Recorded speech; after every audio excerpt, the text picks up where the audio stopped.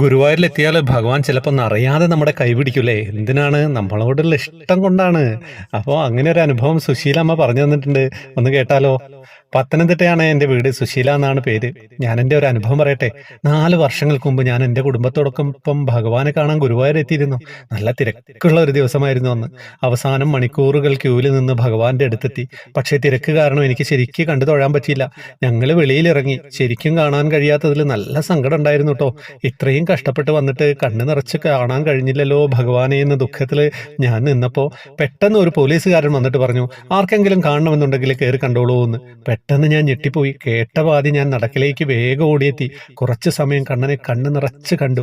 ശരിക്കും ഭഗവാൻ എൻ്റെ ഉള്ളിലെ സങ്കടം അറിഞ്ഞ് എന്നെ വിളിച്ചതാണെന്ന് ഞാൻ വിശ്വസിക്കുന്നു.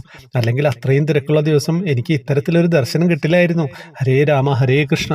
അതാണ് പറഞ്ഞത്. ചിലപ്പം ഭഗവാൻ ഒരു കൈ അങ്ങോട്ട് പിടിക്കും. ആ പിടുത്തം പിടിച്ചു കഴിഞ്ഞാൽ ഭഗവാനും മഹാലക്ഷ്മിയും കൂടിയാണ് നമ്മളൊക്കെ ചേർത്ത് പിടിക്കുന്നത് വെച്ചാൽ എന്താ പറയേണ്ടത്. നമ്മളെ ഉയർച്ചയുടെ സമയം തുടങ്ങുകയായി. എന്താ കഥ? ഇതൊക്കെയാണ് അനുഭവങ്ങളല്ലേ? മനോഹരമായ അനുഭവം എല്ലാവരിലേക്ക് എത്തിക്കട്ടോ. ലൈക്ക് ചെയ്യുക, കമൻറ്റ് ചെയ്യാൻ മറന്നു പോകുന്ന കുറച്ച് ആളുകളുണ്ട്. അപ്പം അവരും കമൻറ്റ് ചെയ്യുക. പിന്നെ വാട്സപ്പ് ഗ്രൂപ്പിൽ വരാം. ജോയിൻ ബട്ടണിലൂടെ എല്ലാ മാസവും 7 പേർക്ക് കൃഷ്ണവിഗ്രഹം സമ്മാനം നൽകുന്നുണ്ട്. ഹരേ കൃഷ്ണ.